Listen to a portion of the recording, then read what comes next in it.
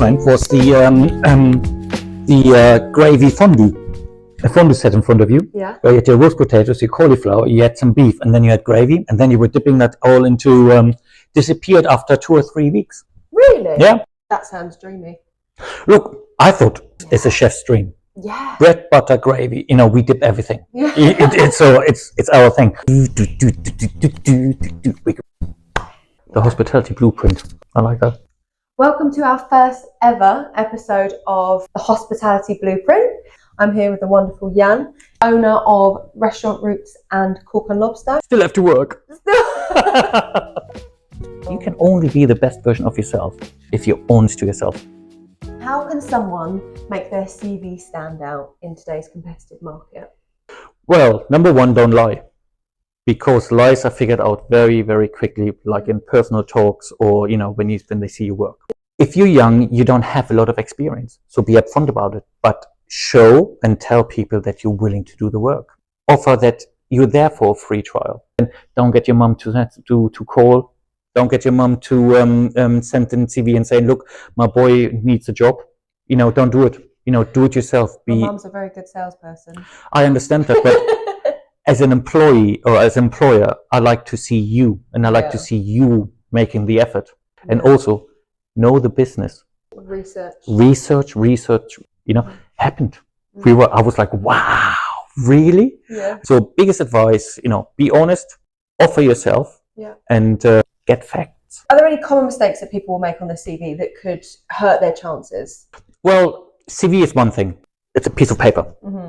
What I like to see is people staying in a job for a long time. I don't want people who are moving around every 8 months. You invest time into that person. So to train somebody up, to make somebody understand what it is you need them to do, it's going to take 3, 4, 5 months. So there's a signature every restaurant has because of the kitchen and because of the service, and that's very, very special to the restaurant, and that is what makes the experience. So if you have a changing team all around all the time, that signature is always changing because you work so hard to create something, and then somebody leaves, and then that signature has gone lost. So you have to replace it with somebody new who's got his own individuality and his own technique and his own creativity, and then you try to incorporate that. I never thought about it like that. So it's, for me, which is important is longevity. I want you to be here for a year.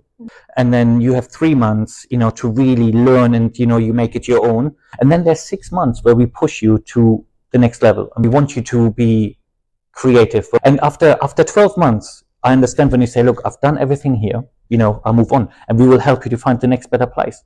For a candidate who's got real minimal experience, we touched on that in the previous question, what should they be doing on their CV to help their chances if they haven't got a lot of experience? Listen, dreams. I always say dream big. I give you a good example. When I was 15 in Germany, after 16 we leave school, and then you either go the academic way or we go and find ourselves an apprenticeship. Hospitality, 16 is too young. So normally you don't get a job in hospitality until you're 18. So you have to sell yourself. I remember I had one chance and one chance only. I had this meeting with this one guy. I always say, who am I? What am I? And that's your selling point. I am a young, driven, individual person who wants to become at some stage the best chef in the world. That's the dream. But that also shouts out, this guy wants it. Minimal experience, I was 15. So I had literally none. I still got the job in a 5-star hotel with a Michelin star restaurant because of that. Because the head chef thought, you know what?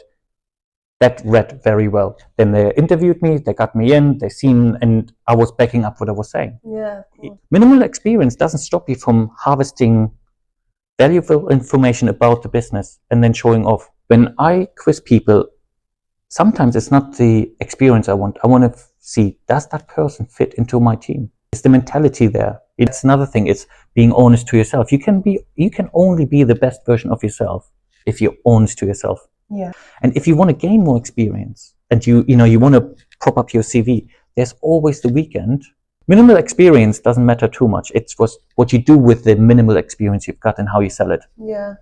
I suppose a lot of people spend a lot of time, myself included, in worrying about what if, what I don't have, what I can't be, what I might not be able to do. But then those places should be teaching you those things. Yeah. The biggest thing you've got to offer, or the two biggest things you've got to offer, my mum always taught me that, and you have to look after. Number one is your body, because without your body, you're no workforce. Number two is your brain, and that has to be active. Use your brain, engage, listen, write things down. At some stage, you've got a little book full of informations, and knowledge is power. Yeah, of course. And power creates money, and we all want the money. One thing, don't be late. Don't be late. So, in an interview, do you have, or what would be the one question you'd ask a chef or a potential chef to get them to show their true colours? Ooh, that's a hard one, because I don't think that really exists, because every chef is different. I try to figure out mentality. Does the mentality fit into my team? Otherwise, I like people with an OCD, because I've got an OCD. Okay, yeah. So you're talking my language. So, and the one thing I've learned in kitchen, if you have an OCD, you find it very hard to switch things up. In their mind, this is how I've been told, this is how I have to do. And that's fantastic. That's great, because also it gives us certainty. Yeah. So, and I really like that. It's something. One of the questions: do you have any OCDs? That's maybe my go-to thing. Yeah. Do you have any OCDs? We will get on very well. Exactly. The other thing I always ask is like, how do you view the guest and the customer? When I look at every single customer, in a way, I see my mum. I would not serve to my mum, so I don't expect you to serve to anybody else. If your mum sits here, you would take extra care because it's your mum. So I want you to treat every single customer like this. My mum done her utmost to get me into this position. Would you say she's the person that inspired you to be? Very much. Yeah. My mum was also a person who always says, seize opportunity. Sometimes opportunities only come once. You can deny them, that's fine, that's absolutely fine. But you have to understand, they maybe only come once. So that's another question I'll try to not ask, but I try to figure out, what is it you are after? Hospitality is about food and service. We chefs, we have egos. We like to be the best. No, I know. Essentially, if you have a chef changing jobs every 6-7 months, his mind is also a very jumpy one. Yeah, okay. Cooking is about calmness, inner calmness. So it's all about figuring out, does the person fit into our mentality system? Yeah. Has he got the skills we want him to have? Otherwise, do we have time to teach it to him? So then it comes back to longevity. So we look at the CV and say, look, you've been in average on places 6-7 months. So now tell me why this would be different. Generally, I have to say, with the Cork and Lobster and with Roots, we're very lucky. And we have very little changeover. Yeah. One thing, don't be late. Don't be late. One thing I hate, if you say 3 o'clock, you're there 2:50. One biggest mistake people do, they don't get the timing on the traveling time. If you have a 3 o'clock date, a week before, you drive that thing at 3 o'clock on the same day as when you have. Yeah. That's the route. Because then you have it. Be prepared. Preparation is, what's it, 6 or 7 P's of life? Proper preparation prevents poor performance. Proper preparation prevents poor performance. There were 6 P's of life. Oh, that's noted. That's my thing, which I always try to tell people as well. And then after service is before service. Service never dies. Half of the battle is what people do when they follow up. Yeah. So what would you recommend for a candidate or a potential employee to be doing after the interview? Well, number one, be honest. If you think you are not going to do that job anyway because you didn't like it, then there's no way to prolong the misery. Say, look, most likely you're not going to be my thing, so it's a no. Number two is all about when you're there and you feel a connection. Yes. And it's all about connection, isn't it? So you feel it, and you just say, look, would you mind, or would you like me to come in on a day just to see how I work, how I am, So that's an icebreaker straight away, because that means that signals to me, oh, he's interested. And if you have any specific questions for example, we had a young lady, and she said, look, I can't do Wednesdays because this is when I look after my grandma who's got dementia. I said, if you have those things, say it, because most employees will actually, or employers, they will actually go a long way to get the right candidate and to give him what he needs to succeed in private life as well as in work life. If you're not happy in your work environment, you're not happy at home because you take problems with home. The same way as if you're not happy at home, you come grumpy to work. Yeah, you know. so right. So and that affects the whole relationship. Be honest and say, look, there's certain things I have in my life which are important to me. Can you work with it or work with me so I can still continue doing them? What I also like to do is, like, if I really want to impress the people, or not impress people, if I really want them to understand what we're about, I said, look, come in, have a shift with us. Then on a Sunday, bring back somebody a cookie, a Sunday roast. So, and then you see it from this side and you see it from this side.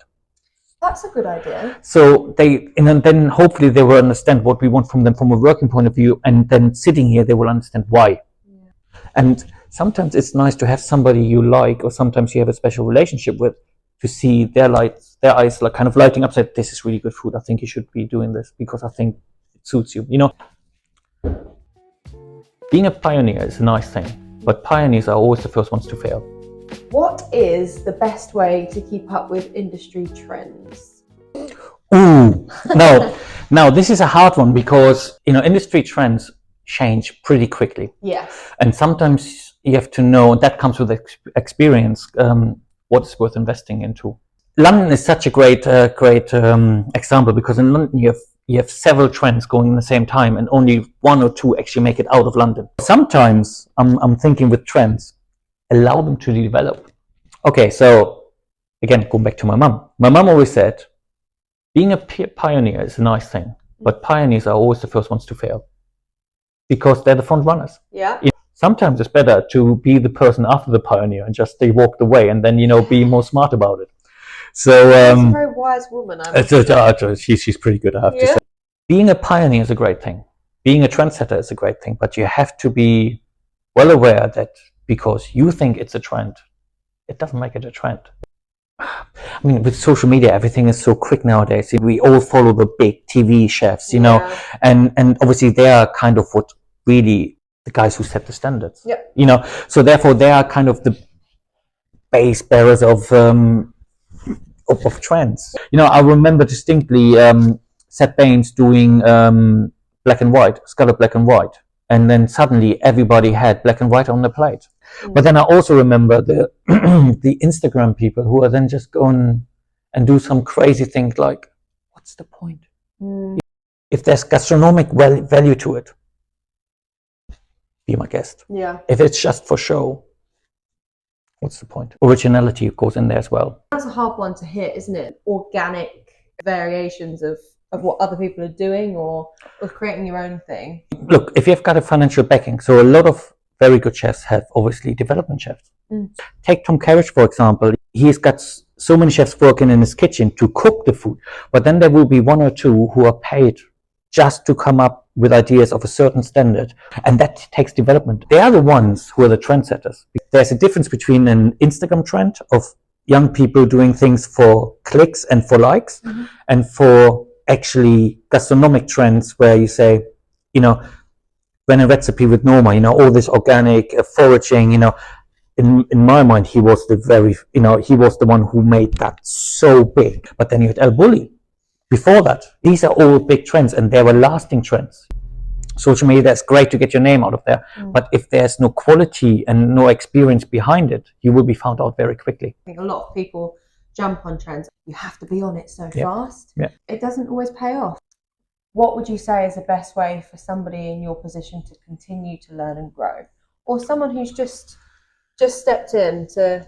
There's obviously there's social media platforms which I personally think are very, very important. You know, namely one is called the Stuff Canteen. The groundwork which Mark has put in together with his team, and now obviously it's such a big thing. Yeah. This is such a great community. I always say, as chefs, you always see each other twice. Don't piss somebody off, because he's going to come around the corner. And gastronomy is such a small community anyway, because gastronomy is split into so many different fields. The pub community, who most likely, you know, interact with each other. You know, the fine dining, you know, some of the chefs would say, you know, I've got a chef de partie who wants to move on to something different. You know, do you have space? Yeah. You know, so it's this type. All about who you know. And generally, I believe if you're young, you want to stay, or you want to make your first steps into it, find a community, and you can ask a lot of questions. You get a lot of fair answers. Yeah. A lot of fair answers. Sometimes you're not going to like those answers, but that's, you know, that's life. Part and parcel of learning, isn't it? What advice would you give your younger self? Oh, Starting up. That honest, your mum hasn't already given you? honestly, nothing. Because you're young ones to make all the mistakes you make. You're young ones to make everything the way you want it to be. So go for it. If you think, oh, I regretted that, it's life. You can't go back anyway. No. So why think in a past way? The next generation of young chefs, that's the young me. So I try to tell them, don't be as stupid as I was. The past is the past, and I had a great past. I've made a lot of stupid mistakes. You learn from your mistakes. Yeah. And then you pass the positive knowledge on. Yeah. My advice to myself is every person who is younger than me comes in my kitchen, that's myself. And I say, look, try it out. Give it a go. It's the young generation who I see as myself.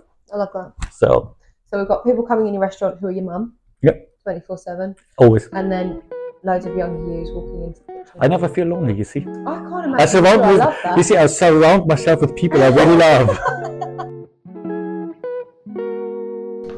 Hello. Thank you for watching our first ever episode of the Hospitality Blueprint. Tons of amazing advice straight from a true hospitality professional. I know my key takeaways are always show your key, always be on time, and always ask for Jan's mum's advice. We'd love to know what your key takeaways are. If you can drop them in the comments below, or let us know the kind of questions that you want us to be asking in our next episode. We want to give a huge shout out and a massive thank you to Jan. And if you haven't been already, get to know Cork and Lobster and Restaurant Roots. Beautiful restaurants, beautiful locations, beautiful food. What more can you want? Remember to hit like and subscribe to be the first people to see episode 2. Thanks again for watching, and we'll see you next time.